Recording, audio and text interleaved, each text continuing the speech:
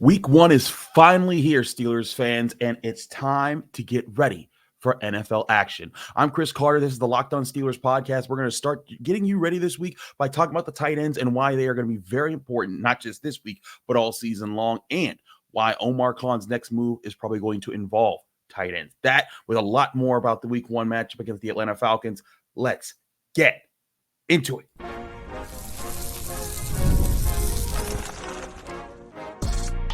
You are Locked On Steelers, your daily Pittsburgh Steelers podcast, part of the Locked On Podcast Network, your team every day.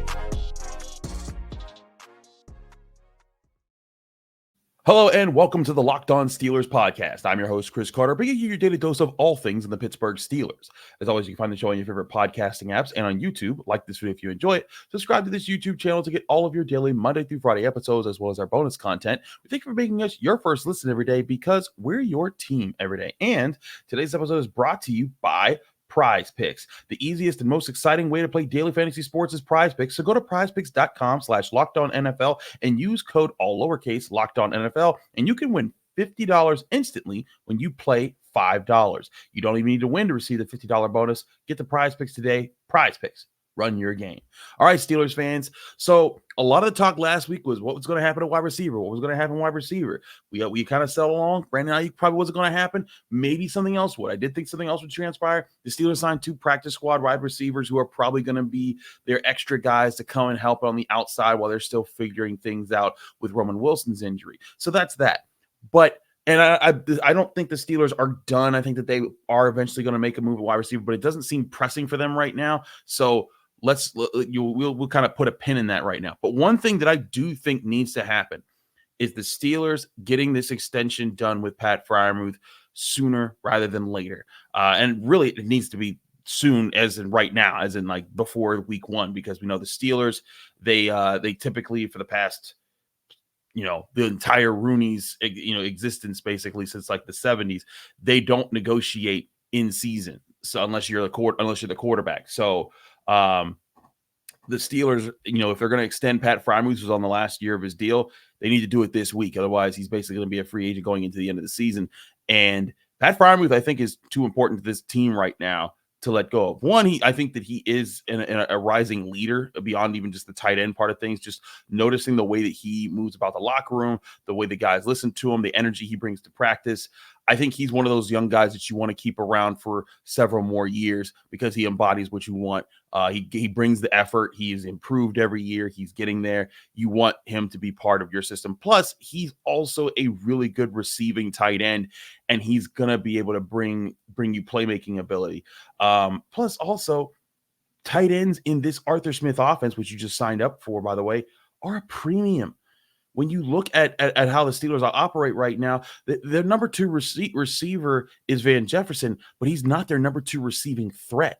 That's Pat Freiermuth, and Pat Freiermuth is going to be a very important part of this offense this year, just like tight ends have typically been a very important part of Arthur Smith's offense in years past. So you look at how the tight end is going to get used a lot more in this Arthur Smith offense. We've seen 13 personnel packages all throughout training camp and in the preseason where they're throwing 3 tight ends out and they're using them in a wide variety of ways, from Pat Freiermuth to Darnell Washington and his size and his growth and ability to make plays as a receiving tight end. Connor Hayward and his H-back role and Michael Pruitt all are getting different looks. Hayward gets his H-back where he can line up as a fullback. He even got listed as a tight end / fullback by the team on their roster, but he can line up out there. They can move him around. Michael Pruitt, they kept 4 tight ends. I mean, that doesn't often happen, and I think that's a sign of how tight end heavy they are going to do a lot of things this year. And again, at the forefront of all of that is Pat Freiermuth, who's going to be a vital part of this offense, which is why I truly think it's very important to lock him down. And I also don't think it will be that hard to lock him down with a long-term deal, especially with what we've been talking about. We were saying like, hey, the Steelers, they probably shouldn't try to, trade for and then sign Brandon Ayuk if they're giving up big compensation to then pay him big compensation. They're not going to have to worry about that with Pat Freiermuth. And part of it's just the natural part of his position. And we've talked about this a little bit during the offseason. But if Omar Khan gets this deal done, and I think it should be a priority. Like, Brandon Ayuk was a nice little dream if the Niners caved and gave up the picks, gave up Brandon Ayuk for very little. That would have been nice. But this is your meat and potatoes. This isn't the caviar on the side that's gonna make your meal feel really expensive. You need to get Pat Freiermuth for your future. I think that he is a very important part of what they're trying to build with the offense. And sure, Freiermuth's had some injuries. There's some questions about that, but let's not let some of the things that are outside of his control paint a picture that kind of distorts how dangerous he is of a weapon when properly used. Remember, he's been in Matt Canada's offense for the past few years, but the first game without Matt Canada last year, 120 yards against the Bengals. The second game against the Bengals, they were so focused on Pat Freiermuth that they left so many other options open, and George Pickens went ballistic. That is where this offense can do a lot, is using those two guys to play off each other. Everyone say, "Oh, they're going to triple team George Pickens." Okay, if you triple team George Pickens, you can't double team Pat Freiermuth. And if you're triple teaming George Pickens or double teaming George Pickens, that you're not leaving some good cover for Pat Freiermuth over the middle. And then you get more interesting one-on-ones for Van Jefferson to kind of just beat an average guy, for Calvin Austin to just get behind a guy with his speed, for Najee Harris and Jalen Warren to be serious receiving threats. And, oh, by the way, again, the other tight ends we're talking about here, Darnell Washington being a big guy that you get it to him in space, he can just run over guys. There is potential in this offense. And again, the role of Pat Freiermuth is very important to that. And back to the whole deal and extension part of that. You remember we talked about, a deal for a player like Brandon Ayuk, who'd be like your wide receiver 2 behind Pickens. It was going to be crazy expensive, but tight end 1 isn't crazy expensive. Even the top tier tight ends in the NFL, like Travis Kelce, TJ Hawkinson, George Kittle, they're not breaking the bank. They only make $17 million, $16 million, and $15 million a year on average on their deals. Put that in perspective with wide receivers. That's as much as Jerry Jeudy's per year average in his new contract with the Cleveland Browns. Jerry Jeudy, yes. So again, if the top tight ends are being paid what mid-tier wide receivers are elsewhere, Pat Freiermuth is probably going to come under that. Again, he hasn't blown up. He hasn't had his big statistical season yet. And that doesn't mean that he shouldn't and the Steelers shouldn't value him. But it also means that they could probably come to the table and say, "Hey, Pat, here's maybe here's $12 million. Here's something along those lines." So it saves the Steelers a few extra bucks going toward their salary cap. They lock him in for 3 to 4 years.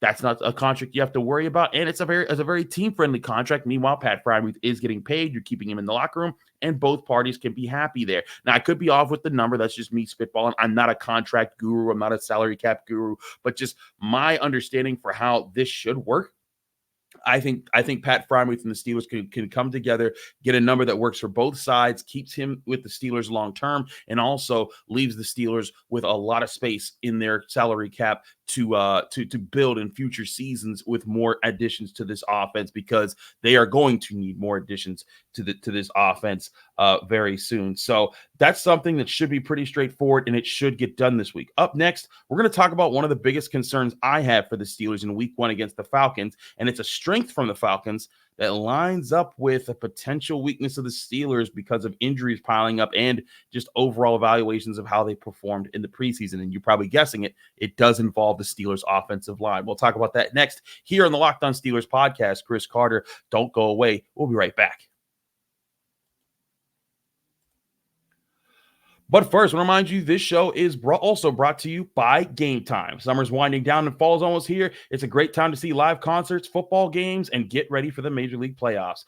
Game Time has a new feature called Game Time Picks that makes getting tickets to your favorite live events even easier. Game Time Picks filters out the fluff to show you only the incredible deals on great seats, so you don't have to waste time searching through for thousands of tickets. Right now, you can find a super deal right now from Pittsburgh, the Backyard Brawl. That's right, Pitt in West Virginia returns September 14th, 3:30 kickoff at Acrisure Stadium. Pitt taking on West Virginia. It's a big rivalry game, maybe the biggest for both teams each season. And right now, you can get a super deal on Game Time in the lower bowl for getting $130 tickets in the lower bowl. And if I've been to the last 2 backyard brawls as I cover Pitt. It is as electric as an atmosphere as you're going to find in these areas. You got to go see the backyard brawl. Get your tickets with Game Time. Game Time is the fast and easy way to buy tickets to all your sports, music, comedy, and theater events near you. One feature I love is their Super Deal, where they found you the combination of the best seat for the best price. So get your club seats at the football game, or get your front row seats at a concert. Either way, Game Time's there to help you out. Snag the tickets without the stress with Game Time. Download the Game Time app, create an account, and use code LOCKEDONNFL for $20 off your first purchase, or go to their website, gametime.co. Terms and conditions apply. Create an account and redeem code LOCKEDONNFL for $20 off. Download Game Time today. Last-minute tickets, lowest price, guaranteed. We're also brought to you by BetterHelp Therapy Online. What's something that you'd love to learn? As an adult, do you make time to learn new things as often as you'd like? Or was that something that you lost in your childhood? Kids always are learning and growing, but as adults, sometimes responsibilities just get in the way of learning new things. Whether you want to get into gardening, learn a new language, or even just get better at something that you already know how to do, it's important to tap into that curiosity for you to always be growing. That's where therapy can help you reconnect with your sense of wonder, because your back to school era can come at any age. Therapy has personally helped me understand how making sure I'm always learning things helps my mind stay fresh and ready to tackle life's everyday problems by being ready on all angles. If you're thinking of starting therapy, give BetterHelp a try. BetterHelp knows life can be busy and stressful, so it's designed to be suitable for your schedule. All you have to do is fill out a brief questionnaire to get matched with a licensed therapist and switch therapists at any time for no additional charge. Never skip therapy day with BetterHelp. Visit BetterHelp.com/lockedon to get 10% off your first month. That's BetterHelp, HELP.com/lockedon.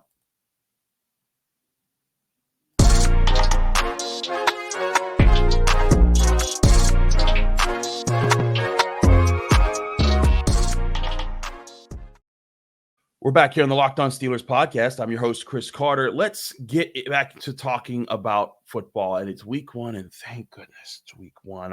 Your boy just likes football. And like, it was so refreshing to cover a live college football game this past week. And I got to cover Pitt versus Kent State. And also that offense is really interesting. So go check out that post-gazette.com for Pitt's new offensive coordinator, who I think was being very innovative in this game. But anyways, we're not talking about that. We're talking about the Steelers.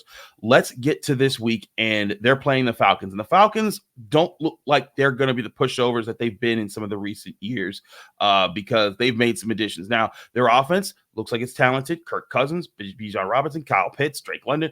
They got weapons. They're going to be a problem, but that's not the unit I'm looking at the most. And that's going to be a challenge. Like, that's not me downplaying them. We're going to get to that later in the week as we talk more and more about this matchup. But I'm looking at a big challenge that could be containing the Falcons' defensive front. Though he missed the second half of last season, Atlanta defensive lineman Grady Jarrett is back and poses a big problem for a young Steelers offensive line that will have 4 players starting on the offensive line on rookie deals. That's because, remember, Isaac Seumalo out for about a month with his injury, which means he's going to be replaced by either Spencer Anderson or Mason McCormick. Anderson, a second-year 7th-round pick. McCormick, a rookie 4th-round pick. You also have Dan Moore Jr. still on his rookie contract, starting at left tackle, presumably. You got Zach Frazier, the rookie at center. James Daniels, your one veteran that's on a veteran contract. And then at right tackle, you have Broderick Jones on his second year, or you might have Troy Fautanu, who's supposed to be back practicing this week. Broderick Jones struggled throughout preseason, and the Steelers, according to Jerry Dulac, my colleague at the Post-Gazette, he said that the Steelers felt Troy Fautanu was their second best offensive lineman right before he got hurt in camp. So where do they put these guys? That's another discussion we'll get to see as the week rolls on with practice and who gets to go where. But the bottom line is, this is a young offensive line, and the Falcons are going to be gunning for it. If they're not able to hold up and neutralize, what the Falcons may see as an advantage, Russell Wilson could be running for his life. The Steelers' run game could not get a chance to set up and end up being non-existent. And then all of a sudden, Arthur Smith's offense can't run at the pace that it wants to. But that's where Arthur Smith has to step in with a game plan that he concocts to protect this young offensive line. Finding smart matchups in the passing game, ways to get the ball out fast, but also creating opportunities for Russell Wilson to strike and kind of slow up the Falcons' pace. Also, finding ways to create proper leverage in the run game for advantageous gaps and opportunities to be able to lean more on the Steelers' running back room, which I do think will be really, really good this year. Najee Harris, we've seen what he's able to do. Jaylen Warren, who looks like he should be back and fully ready to go this week, just the way he looked last week. And of course, Cordero Patterson. If you make the game about those guys being able to be playmakers in space, the Steelers are going to be well off. They're going to be able to do. I mean, go look at some of the highlights Najee Harris had against Atlanta the last time these two teams played. You'll see it there. But if the game turns out to become those guys, that means Arthur Smith did his job. The offensive line doesn't have to bully the Falcons. It just has to neutralize them and make the game about, can the Steelers running backs make plays in space against the Falcons linebackers? If the Steelers offense can get that done, that's a big step. Also, again, get those tight ends involved in the run game. Use those tight end heavy formations that we've been talking about all off season and even earlier in this show. Use 13 personnel, your 12 personnel. Get your tight ends out there. Help them block in the right spaces and help your offensive line out. Listen, Steelers aren't dumb. They know that this is a young group, and the Falcons are going to try to exploit that. So they have to have an offensive plan ready to counter what the Falcons are going to try to do. They're probably going to try to send several different stunts and twists. They're probably going to send some blitzes behind their defensive linemen. They're probably going to do everything they can to force this young Steelers offensive line to communicate, to be ready for different switches, for different gaps, try to catch them off guard, force them to have to show their chemistry together it's going to take time to build. And this is something we said all along. With a young offensive line, it takes time for them to gel. It took time for the last really good Steelers offensive line of the 2010s to gel. This one's going to take time too. And so if you're trying to win week one, if you're Arthur Smith, you need a plan that doesn't overly rely on that group having to win a bunch at the line of scrimmage. They're eventually probably going to get there. I think this offensive line has the talent and the potential and talent to get to that point. But right now, I think it would be silly to go into this game thinking, oh yeah, they're going to figure it out. The offensive line is just going to push these guys around. Maybe next year or maybe even later this season, because we saw how last year the offensive line really picked it up in the second half of the season. Maybe that emerges, but I would not be gambling on that if I'm the Steelers in week one. They need to be able to come out with a plan that allows their offensive line to figure it out, to not have too much pressure on them to be the crux of the offense being effective against the Falcons. Because again, you're looking at a defensive front with Grady, Jarrett, who's a very dangerous pass rusher when he's active and he's healthy. He's a problem. They added Matt Judon in the offseason. So again, don't force your offensive line to be the group that has to win all the time to make your offense go. Find ways to win with matchups. Get George Pickens in good spots. Get your other receiver in good spots. Get your tight ends in good spots. Get your running backs in good spots. Use the versatility of this offense with the different skill sets that it has to try to keep the Falcons off balance. Do enough there. And again, remember, you want to win with your defense. And so I think that there's potential there to do it. But how will they actually execute it? That's something that we'll be looking at all week at Steelers practice when we're at the facility this week and we get to talk to some of the players. But there's so much to still go over in this matchup. And one thing that I think will play a big factor in this game and really the entire season is the Steelers' defensive front. You heard me hype them up a bit last week because I think that they've really developed a good, strong depth presence on the roster.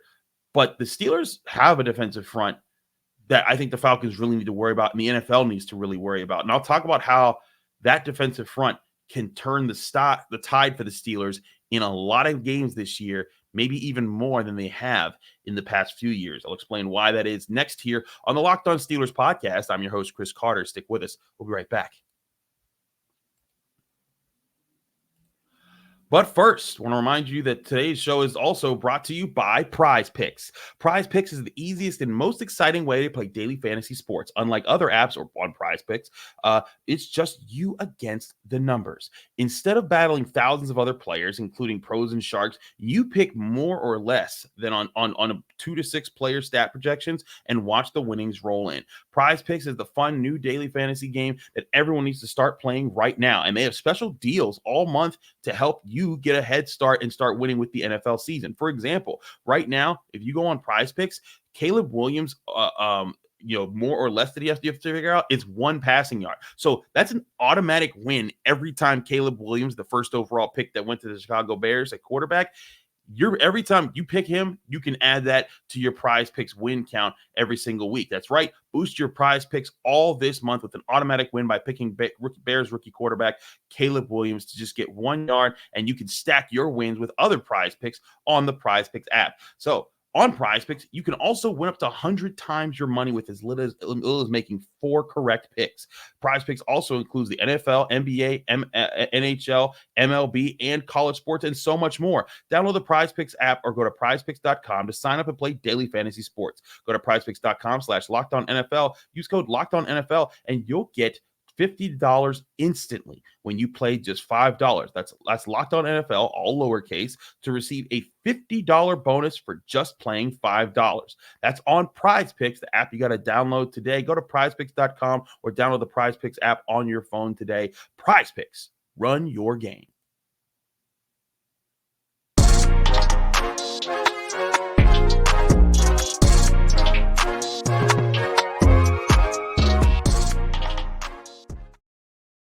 Back here on the Locked On Steelers podcast, I'm your host, Chris Carter. We switched to our final topic of today's show, and I want to talk about the Steelers' defensive front. Now, I've said throughout camp and through the preseason, this was the unit that I think surprised me the most with how deep they looked like they would be in their preseason games. The improvements that I saw across the board. If that translates into games, it could help this defense get back to being something that it used to dominate, and that's sacking the quarterback. You may not remember this, but the Steelers actually set an NFL record for having the most sacks in the league for 5 straight seasons back between 2017 and 2021. Go look it up. Every year, they were number 1 in sacks for 5 straight seasons.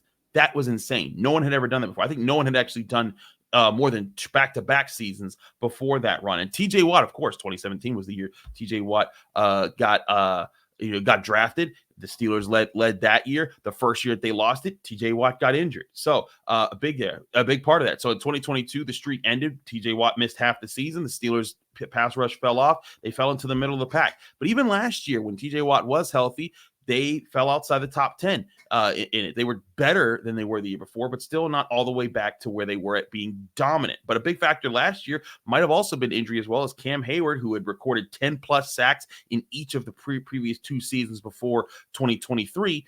He was hurt in training camp, and then he didn't come into the season. Wrighton was hurt all year himself. So now he's back. He looks healthy. Larry Ogunjobi looks healthy, and it looks like he's not dealing with the nagging injuries he's had in past seasons. Keanu Benton is quickly rising and look like he's going to be a major problem in the middle of the defense. Add depth with guys like Montravius Adams and a better DeMarvin Leal. And, oh, by the way, again, there's these guys, TJ Watt, Alex Highsmith, Nick Herbig. Maybe you've heard of them too. This is a defensive front that's going to be able to attack you from so many different ways. And as we said last week too, I think this is also going to be a defense that reignites the Blitzburg mantra. That's going to be sending heat from all sides. It's not just going to be rush 4 and trust to be those guys to win. And sometimes that'll work. But this is a defense that went and got blitzing linebackers. Landon Roberts can blitz the quarterback. Peyton Wilson can blitz the quarterback. Patrick Queen can blitz the quarterback. They're going to be sending heat from all sides, and I think that that's a really good thing to have in this Steelers defense. And here's the other thing is that when those guys are blitzing, you don't have to rush everybody else. Those are the plays where you can sneakily just drop TJ Watt back into coverage, let him sit in the seam that they think is wide open, and he'll make the interception that makes Sean McVay throw his hat like he did last year when TJ Watt picked off Matt Stafford and flipped the game around for the Steelers. Those are the things that I think can be really opportunistic for the Steelers this year if they're able to pull it off. They need to be able to go out. They need to be able to not just sack the quarterback, but sack the quarterback at high rates, get back to being among the best in the NFL. And there's a lot of other things that come with that. For one, they need to stuff the run. They didn't do that well enough last year at times, and I think that cost them. But again, if they have a better defensive front, better linebackers, they're getting better play in those areas, they should be able to stuff the run. You stuff the run, you force more third and longs. You force more third and longs, you got more plays to pin your ears back and go and get the quarterback. And something that a friend of ours for the show, former Bills GM Doug Whaley, we were on the Final Word together on Sunday night.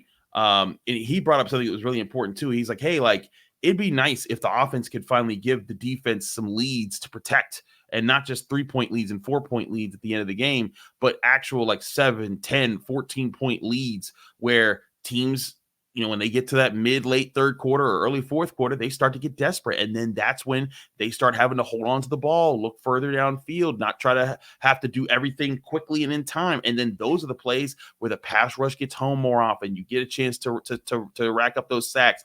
That's what I think the Steelers have to do as a team this year. It's not just the personnel. It's not just the defensive line just bringing it and being that. It's a team effort to try to put this defense in the position to maximize on all the investments it's made to be a really good, to not even really good, to be a great pass rushing defense. If they're able to do that, that's the calling card of the Steelers. One thing my friend Mark Caboli, who's now with the Pat McAfee show, always used to say to me when we would talk about teams and matchups, he was like, one matchup that he always looks for is that he wants to see which defensive line will be that much better than the opponent's offensive line. The margin of whoever has the biggest margin of being better between their defensive line and the opponent's offensive line, that is what he views as something to win the game. Now, that's not always the case all the time, but for the Steelers and the way they want to play this year, I think it's going to be a huge thing for them. They're going to want to make sure that the Steelers' defensive front is getting after it and causing problems and disrupting the Falcons' offense and disrupting the Falcons' offensive line. They do those things, then I think it's a good start to the year. But you got to get that hot start. You got to start on the good foot and show, hey, this pass rush, it's back to what it was before, and setting that tone of dominance in getting after the quarterback there. If they do those things, I think they can not only be a top sack producing team in the NFL again, but they might be the top sack producing team in the NFL again. But again, this all starts with setting the right tone in week 1 against the Falcons in Atlanta, 1 p.m. Sunday. We're going to have you covered all week long at the Steelers facility here on the Locked On Steelers podcast. Again, Mike Tomlin's first Tuesday press conference of the year, that's tomorrow. I'll be at the facility for that. We'll have some reactions to that on our Wednesday show after the Tuesday press conference, and we'll be learning more and more what's going on. We'll keep you up to date with potential extensions, what the Steelers might be doing in their front office, how the Steelers look when we get our first injury report of the season, and who might be in or out of the game, and keep you up to date all week long as the Steelers get ready for their season opener against the Atlanta Falcons. Again, thanks for tuning into the Locked On Steelers podcast. I'm your host, Chris Carter. Follow me on Twitter and Instagram at Carter Critiques. Read my work at the Pittsburgh Post-Gazette, post-gazette.com. Find me here every Monday through Friday talking about your Pittsburgh Steelers right here on the Locked On Steelers podcast.